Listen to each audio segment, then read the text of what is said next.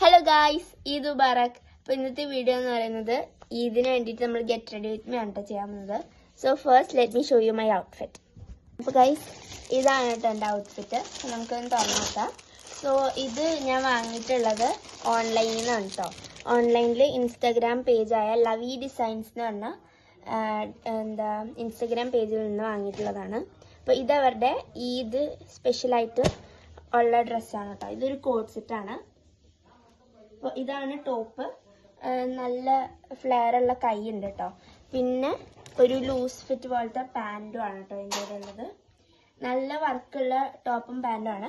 അപ്പോൾ ഞാൻ ഈ ഡ്രസ്സ് ഇട്ടിട്ട് കാണാം. ഈ സെറ്റിൻ്റെ കൂടെ ഷോള് വരുന്നില്ല. അപ്പം നമുക്ക് ഷോള് ഇതിൻ്റെ ഒരു കളറിൻ്റെ പോലെ മാച്ചിങ് ആയിട്ടുള്ള ഒരെണ്ണം എടുക്കാം.